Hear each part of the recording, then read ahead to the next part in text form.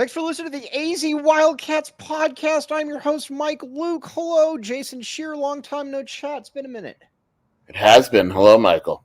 Hello. All right. We've got a lot to get to in the show. We are going to preview Big 12 Media Day. We are going to talk about the major storylines from the 6 good teams. Sorry, that does not include Colorado. We're going to talk about Arizona's opponents. We're going to talk about Brett Yormark. We're going to talk about a potpourri of different items. But let's talk major storylines from the top 6 teams, and we are going to go. The first one that I want to talk about is Utah. Now, Cam Rising, that's obviously a big storyline. I'm also excited to see exactly how Utah does fare. They should be fine in the Big 12, but this is a program that, for the last 10 years has basically been one of the best 2 or 3 best programs in the Pac-12 here.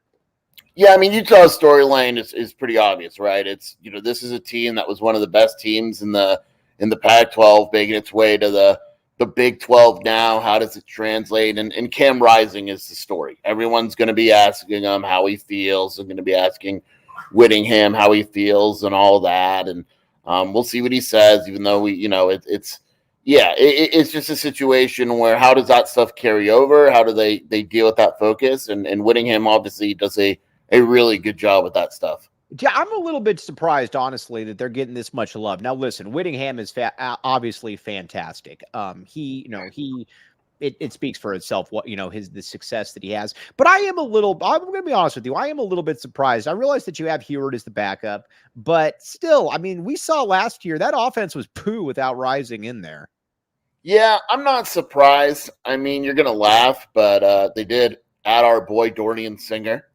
Mm-hmm. That's going to be a big one for us, by the way. This is going to be the hammer meets the anvil, or whatever they have. Singer, they have Pittman. Their offensive line should be good. Their running backs, Micah Bernard and Glover are pretty good, and then their defense, they return quite a few guys, and that defense under Whittingham is always going to be pretty good. They put a lot of weight into Rising and his ability to play, but they still went and landed some pretty good talent on the offensive side of the ball. All right, now let's talk Kansas. We very much like Lance Leopold. Lance Leopold, I think, is probably about, I almost said pound for pound. Lance Leopold does more with less than about anybody, but he does have some good talent here. This is a legitimate top 25 team. You have a very dynamic quarterback if he can stay upright. Again, the backfield is solid. When I watch, when I look at Kansas, I just think solid. And doesn't this very much have the feel with Leopold that as long as he's there, Kansas is actually going to be probably pretty good? Yeah, I love Lance Leopold. I think he's an awesome coach. Washington made a run at him. Did Nebraska ever make a run at him?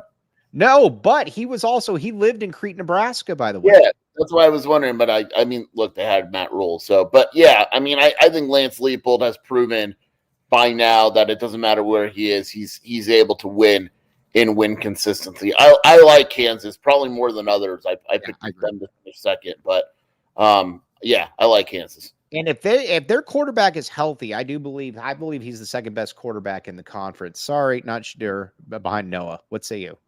Yeah, I mean, and their offense is really good. Like Jalen Daniels is awesome. When he's healthy, he can run. When he's healthy. Yeah, that's the key, right? If he's healthy, yeah, I mean, that whole offense, like Lawrence Arnold is good. Devin Neal is up there with any running back in the conference. They have the playmakers. Their defense has playmakers. Like they're a legitimately good team. Yeah, and so there, I expect them. I would be stunned if they didn't finish the year in the top 25. Just got to keep QB upright. But again, solid team. Now, Kansas State, very much like Kansas State's coach as well. I think he is a perfect fit for what they want to do in Manhattan. And you got talent. You're obviously bringing the running back from Colorado who you don't like. I actually do like him. I think he's pretty good. I think he's going to go for over 1,000 yards. And Avery Johnson obviously is Avery Johnson might be one of the 2 biggest question marks in the entire conference, honestly, because if he's a stud, then they're going to be right there. But again, you got one game of body of work there. Yeah, I mean, Avery Johnson is the big question, right? I mean, this is the guy where he's the highest, in terms of odds, he's the biggest favorite in the Big 12 to win the Heisman. I mean, his odds aren't great, but he's the guy when you look at Big 12 in Vegas. They have Dante Cephas, who they added, who's got high potential, but it'll be that running game with Giddens and Edwards and all that, and they've got talent at that position. And then the defensive side of the ball, they have guys like Austin Moore, and they're just kind of solid all over. And yeah, I mean, they are a very solid team with a very clear identity, and I think that's what makes Kleiman such a good coach. All right, now with let's move on to Oklahoma State. Mike Gundy is one of my favorite coaches in the entire country. Very much like Mike Gundy. I think he does a very good job. He also entertains me. I enjoy watching him. I don't like Alex Bowman. I know he's been there forever. I don't like him, but at the same time, I also thought that the Vegas odds were a little bit out of whack with the media odds, because you and I were talking about this before the season when they were something like 8th or 9th at preseason odds. That didn't make a lot of sense to me. I have a very hard time seeing a Mike Gundy team finishing that low. I'm going to put him up there just because of that, but I do like Arizona. I think he's got pretty good players on the defensive side, especially the linemen, but I do like Arizona over Oklahoma State. Once again, Mike, we shift the odds in Vegas. We did. Our power is, we've done it before. We did it last year with the win total. We did it with Oklahoma State.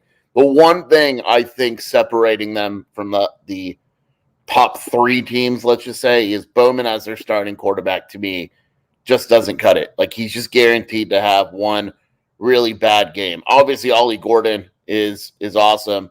That offensive line is awesome. Brendan Presley's really good. The defense has a bunch of playmakers. I just can't get over Alan Bowman. What do you think about Gundy's comments about basically Ollie Gordon playing like half the season? That's a very interesting remark. Yeah, I believe it when I see it. Yeah, I don't believe it either. I believe that. We say liar, liar, pants on fire on this show. If that's the case, just announce it right now, right?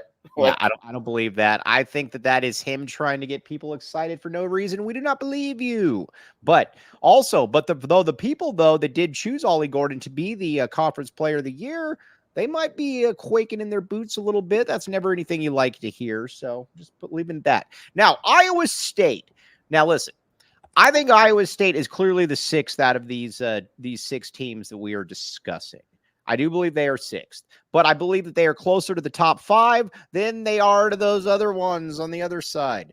And Rocco Becht, really, really good freshman year last year, 23 touchdowns, 8 picks, 3,200 yards. The kid's good. He's a good player. Yeah, he is good. And Iowa State is one of those teams where they definitely have the potential to move up, right? Rocco Becht is good. Their offensive line is pretty decent. Jared Huford is good. Their wide receivers are really good with Nolan Higgins. Their defense is very solid. They have a few guys, Jeremiah Cooper, related to Tristan Cooper, believe it or not, Mike. Interesting. I did not know that. Yes. Very talented as well. I like their defensive end, Tyler Onyedim, if that's even how you pronounce it. I don't know. They're very solid. And we know they're well coached. It's interesting. I like Matt Campbell, but it always feels like they're not able to kind of take that next step, you know? Yeah. It always feels too like they're like you said, like they're about to get there and then it just doesn't quite happen. Although Iowa State, let's be honest here, that's not an easy place to win. Yeah, but at one point, and I hope Iowa State fans don't get mad because I think Matt Campbell is a solid coach. But remember, he was like the hot name, right? And it was like a matter of time until he was coaching like Alabama and schools like that, and it just hasn't got there. Yes, exactly. Now let's talk a little bit about Arizona then and how they fit into the grand scheme of things. I believe, and again, I'm going to keep making the case. I believe that Arizona is the best. I believe Arizona is the safest bet as well. The reason I believe they're the safest bet is I will always go with the quarterback, and I have a hard time believing that Brent Brennan is going to suck. Now, again, maybe Brent Brennan isn't great. Maybe he's just kind of meh, but I have a very, very difficult time believing that he's going to be Kevin Sumlin or John Malkovich or something like that. He's not going to suck. That's what I'm saying. I just think there's enough evidence that he's not a bad coach. And then I realize you look at his record at San Jose State, and it's not great, but we've talked about this before. San Jose State is one of those places you just don't really win consistently. You just can't do it. You don't have the facilities, the resources, things like that. He's a good coach. He knows what he's doing. He wants to win. And I know, again, that might sound silly. Half the battle with head coaches is how much they want to win. Like, we go back to, like Rich Rod was super competitive. Mike Stoops started out competitive, and by the end, he was just like, whatever. Kevin Sumlin never gave a crap about winning, right? like couldn't care less. Brent Brennan has his wife went to U of A, his brother went to U of A. Like, there's a lot riding on his ability to win at Arizona, and he really, really wants to do it. That's half the battle to me. And he's got to be able to win. And we're going to keep talking about it, though. He's got to be able to win from this is a weird situation for him because he's got to be able to win from day one. I disagree with you what you said on Friday. 8 wins is not good enough for me unless there's something really weird that happened along there. I need 9 wins, period, point blank. That's all, period. Point blank, no other arguments. No, I think 9 is the goal. I'm saying it wouldn't be the end of the world if they had 8. I need a top 3 finish in the Big 12, right? I don't want it to be like 6th place with an upset or, a bad loss. I need a top 3 Big 12 finish in the first year. 8-win season, I think you can live with it in a new conference. 9 wins, though, to me is the goal. Now, here's the deal. We're going to be going up. We're going to be going up later today to Las Vegas. Big deal. And you know what? I might need a little bit of money, a little bit of spending money there. Guess where that comes in? The Desert Financial Credit Union. Because I have still not opened an account yet. But if I were to open the account on perhaps the way up, guess what I would get, Jason Scheer? What would you get, Mike? I would thank you for asking, Jason Scheer. I would get $200. And you know what? I would feel even better about myself as well because I would know that I am being part of a banker community. And that is what it is about here. Just like Jason Scheer is part of the community, Desert Financial Credit Union is part of the community. They are approachable and we all like them. When you open a free checking account online, get $200 in bonuses, my friends. Get started by visiting desertfinancial.com/200 today. We see Desert Financial Credit Unions everywhere. I will probably point them out as we were driving up there, Jason Scheer. Maybe even take a real-time picture with them. Would this be okay with you? Absolutely. Whatever you need, Mike. We're with the people. We are with the people. No. Desert Financial Credit Union. Check it out also. Very excited about this one. Four Peaks. Here's the deal. Four Peaks is back, baby. Now, listen, some people might say, where'd they go? Four Peaks said, we were laying low for a little bit like Kendrick Lamar, and then we hit, and we are back. Four Peaks. We love Four Peaks. Here's the deal with Four Peaks. Visit fourpeaks.com/locator to find all your favorite beers and events. Get out or check out Four Peaks Brew or Four Peaks Pub to keep up with the latest at Arizona's hometown brewery. Must be 21 years or older to drink Four Peaks. Please enjoy responsibly. Scheer, I very much like Four Peaks. I like the Kilt Lifter. Have you ever had the Kilt Lifter and why? If you I have. I enjoy Four Peaks. Now, have you ever seen that Four Peaks truck that cruises around Tucson? It's very large. I have not. It's very cool, though. Four Peaks, check it out. Again, you will thank me later. We are trying to help you get some cool beer, get all of that good stuff. Okay, now let's look at Arizona's schedule a little bit here. Some things that kind of stick out. Now, the first one, obviously, that sticks out is that Arizona's playing Kansas State in Kansas or Manhattan, but it is not a conference game. I am okay with that both ways because if Arizona wins, we can claim victory. If Arizona loses, we won't claim victory, but that'll still be the case. What say you, Scheer? And I also want to point out here, Mike, Dave tried very hard to get out of this game when he was the AD here. I actually had a conversation with Dave imploring him to get out of the game, and he said it. He tried. It sounds like Kansas State did not want to get out of this game. Right. Yeah, I mean, it's weird. It's weird. You're going on the road facing a really good Big 12 team, and it's not a conference game. If they win it, it is a very, very clear message early in the season. And if they lose it, we'll ignore it and downplay the significance. Yes, exactly. Now, I messed up here a little bit. You know what we're going to do, though? We're going to, well, let's see if Jacob Franklin can do this. But yes, that we will take it. No, we will take that. We will take that and we will go with that. We will be very happy about that. Now, looking at some of these other games here, something that's interesting. Arizona, I expect Arizona to smash New Mexico. Ja'Cory Krosky Merritt, I think that's going to merit an Uncle Rico mention or Rico knows mention, stealing our information, and he got into trouble as that karma comes back at you. But Arizona and New Mexico, I expect Arizona to smash New Mexico. I also expect them to smash Northern Arizona. Can I get you on record to say that you are back in the A and you're going to pick Kansas State, Scheer? I probably will pick Kansas State, yeah. I'm going to pick Arizona. Do you know who New Mexico's quarterback is, by the way? Who? Devin Dampier. Remember him? Name's familiar. Who is he? From Saguaro, born and raised in Tucson, and then was at Saguaro.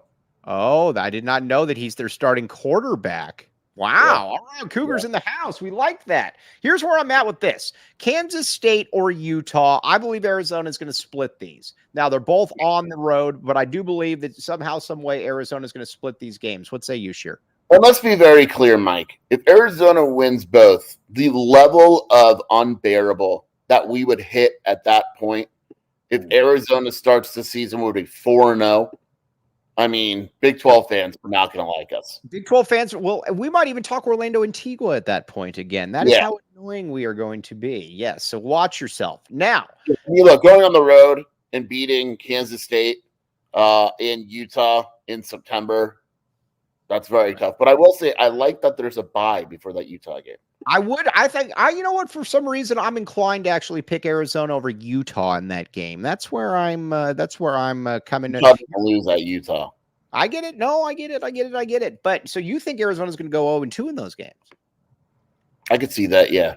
Well, yeah, that's obviously. I mean, look, that's the stretch, right?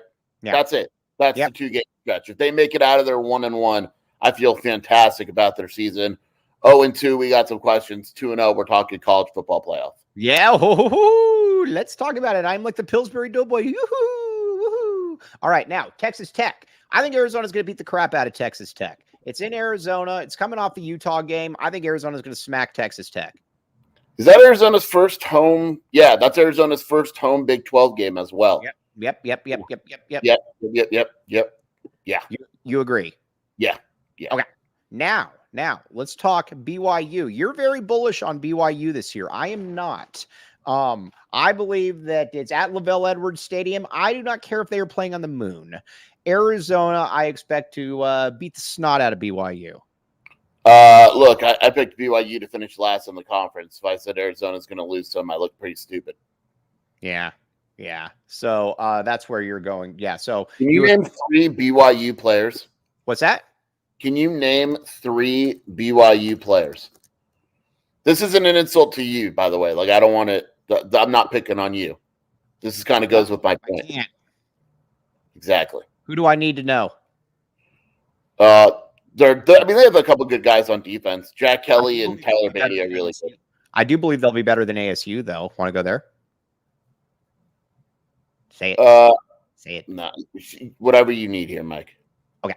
All right. Well, every step of the way. Every step of the way, I'm here. That's what we appreciate. Now the game that everybody is talking about, the Titanic matchup against the Colorado Buffalo.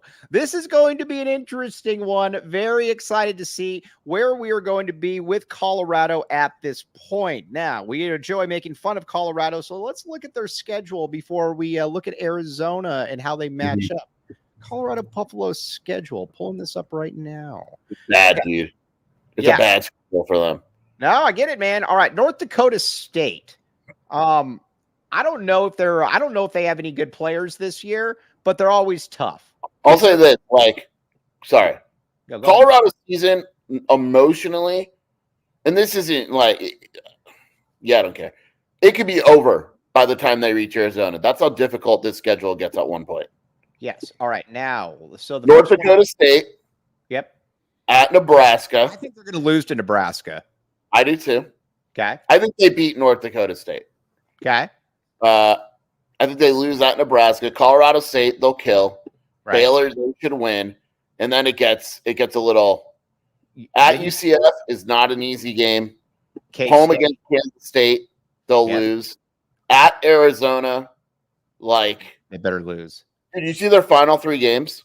Yeah, their final 3 games, you've got Oklahoma State, Colorado, and Utah. You're probably going to lose all of those games. So, yeah. This very much feels to me like a 5-win team.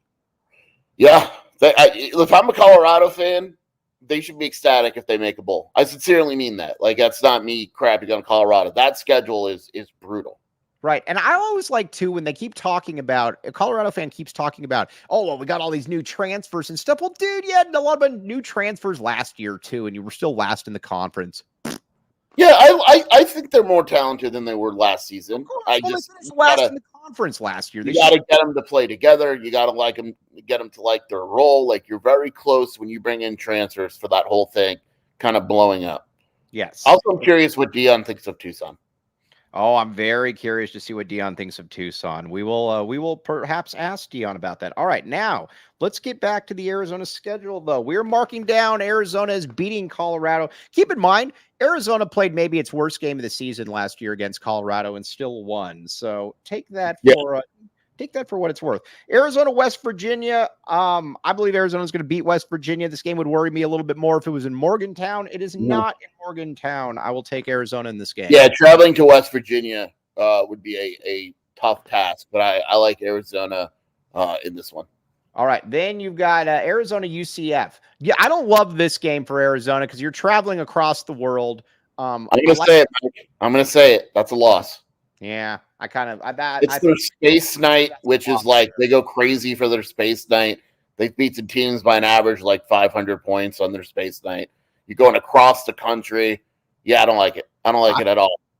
I worry about this game as well. Do we know? And plus, I'm worried it's going to be like a 10:30 kickoff. I assume it will be. Yeah, we don't like that. All right. Either way. Now, then you get Houston back, though. Arizona and Houston, I expect Arizona to smack Houston in that game. I believe that is coming off a bye week. They have a bye after UCF, and then that's a Friday night game. Friday night game?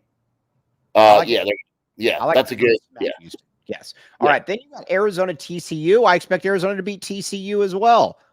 I do too, but that's a tough game. It's not easy to go into TCU and win. That's one of the tougher games on the schedule. Right. That is one of the tougher games, but I do believe they're a year away again from being good. By the way, Sonny Dykes doing very, very well on the recruiting trail this offseason. We like Sonny Dykes. I like Sonny. That's my guy. And then Arizona State, Arizona, I think Arizona's just basically better across the board. I know it's a rivalry game. I don't care. There's a significant talent disparity here. I expect Arizona to destroy Arizona State. Come on, are we going to sit here and say that Arizona is going to lose to ASU? We are not. We are not. So we agree. So basically, there's one question I have for Media Day. You didn't think about this. There's a Del Taco real close to Allegiant Stadium. For a segment, and I'll tape it, would you bring Dillingham a Del Taco cheeseburger and have him eat it on there? I plan on doing that. I actually do plan on doing that. I told him on Twitter I would. Yeah, absolutely. I will bring him a Del Taco cheeseburger. Kenny Dillingham, if you're listening, this will happen. This will be recorded. Also, you know what Kenny Dillingham has talked about before? Actually, he hasn't talked about this, but I think there's something that we need to address. Do you think Kenny Dillingham wears Shady Rays? 100%. In that Las Vegas heat especially. Listen, it's going to be about 118 degrees. Yikes. And Kenny Dillingham looks like the kind of dude that would wear Shady Rays. And I think the one thing about Shady Rays is with Kenny Dillingham and all the cool people, they all wear it. Scheer, I would imagine we're going to see flocks of people wearing Shady Rays in Vegas. It's hot. They look cool. Everybody wants to look cool when it's hot. We're probably going to see more people wearing Shady Rays than not.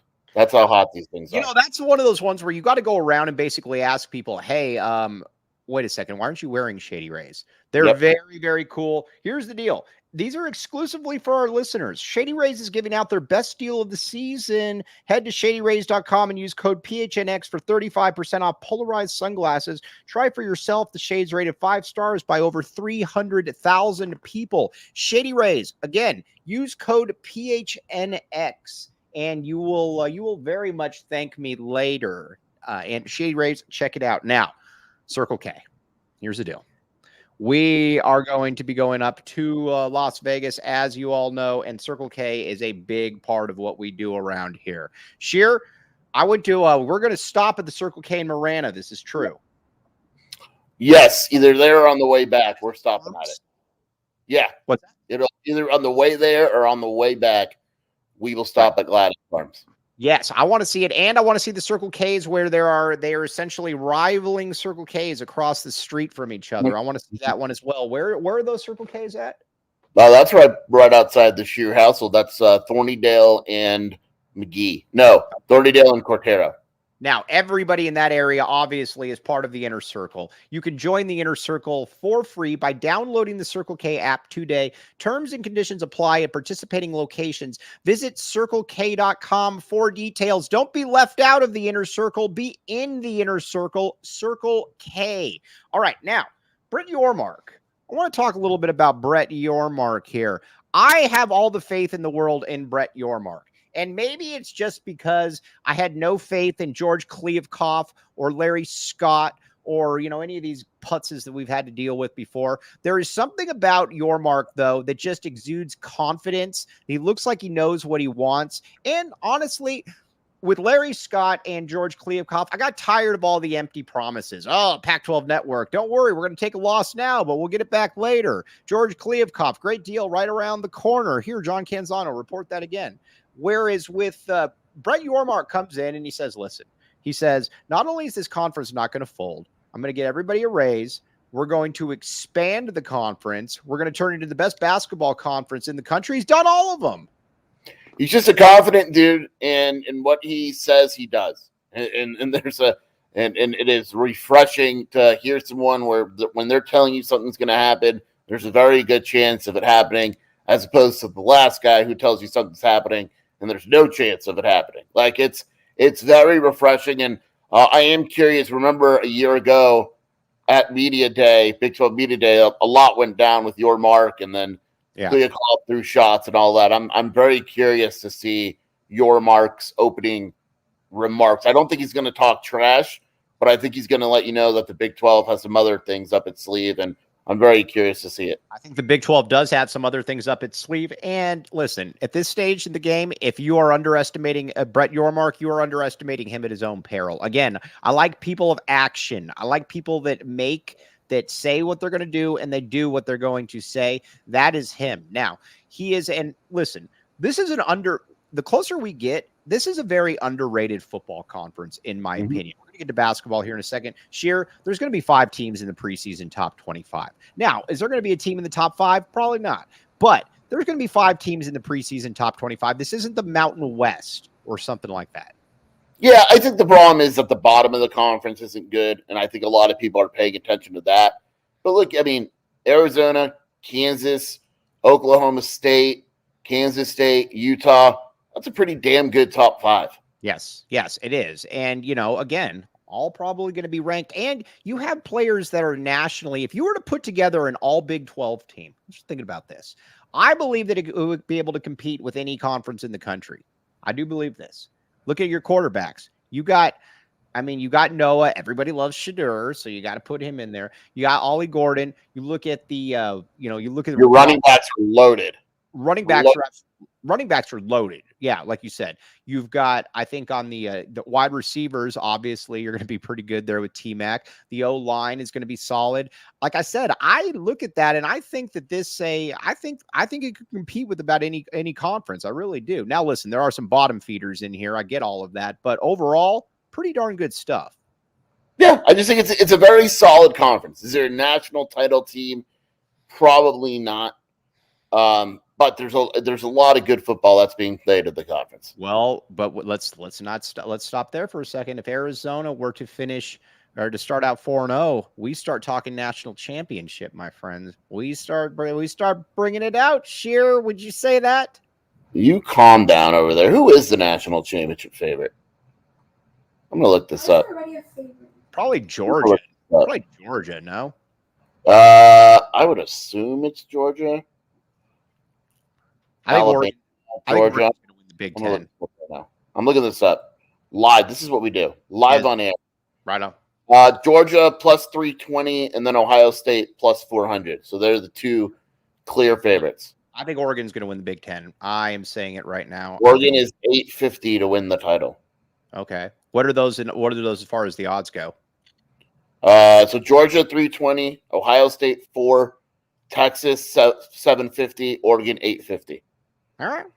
You want to know? Look, we could go further. Conference winner, Big Ten. Is that what you said? Yeah. The Ohio State plus 155, Oregon plus 215. Okay, so they're right in there. I'm going Oregon. I'm back in Dan Lanning right there. I think Oregon's going to win. Now, let's talk about basketball here for a second, since Brett Yormark is on the. Listen, I love what I don't care what anybody says. I had some people on Twitter saying, you're just jealous you're not in the Big Ten. No. I do not want to be in the Big Ten. That does nothing for me. This is Brett Yormark knows, and I've always felt this as well too. Basketball, I think, is severely underrated in the landscape of college basketball, or the landscape of college basketball, in the landscape of college athletics. And he's going to make that one work. I'm very excited about that, Scheer. And I'll go a step further. I find the Big Ten, I know there's money there, all that. I find it boring. Boring. And again, I get it. Like Ohio State is good, Michigan's good, Washington and Oregon or Oregon, like they're good. What does it do for me? I don't want to play. It's boring. And basketball is more boring. The basketball, and let's be honest here, the basketball is absolutely atrocious. I do not care about, listen. We do this crap every year, and credit to Purdue, but what happens is the Big Ten gets 15 teams in, and you don't have to worry about any of them winning the title. Correct. And, the last time, what's really, I think, the best indication of this is that the Big Ten has they get 15 teams into the NCAA tournament each year. And guess what? The last title was when Bill Clinton was in the White House. So again, no. And there's so many Rutgers and Iowas and Penn State. It's not fun. It's boring basketball. It's right. The overall individual talent isn't that great. Like, give me Kansas and those teams. Right. Like, look at Baylor. Like, just give me those teams any day of the week. By the way, have you seen VJ Edgecombe, what he's doing for the Bahamas? Yeah, I did see that. By the way, he's good. By the way, I have Baylor as number 2. I think you had Baylor at 4 in your ranking. Yeah, I think I had him at 3, but I'm gonna have to change. I got Baylor at 2. All right, I got Baylor at 2. Edgecombe is. Yeah. No, he's really good. Plus, they have a lot of other pieces too. You've obviously got Roach at the point. You've got Omir Norchid or whatever his name is that averaged 35 points and 19 rebounds at Miami, and I never heard of him. So yeah, I think they are going to be very good. But overall, though, I just like the fact that you're going into a conference that really cares, and the fan bases. This is going to be weird for us, Scheer. Having fan bases that care. Like my guy Prim said, on Twitter, he goes, it's just weird having these interactions with fans that actually care about athletics. Like, have you ever, I'll give Colorado fans this, and I don't know how many of them are actually Colorado fans or they're like Dion bots. They're Dion fans, but yes. Yeah. But at least they're around. I'll give them that. But did you ever have an interaction with a Stanford fan on Twitter or a Cal fan on Twitter or...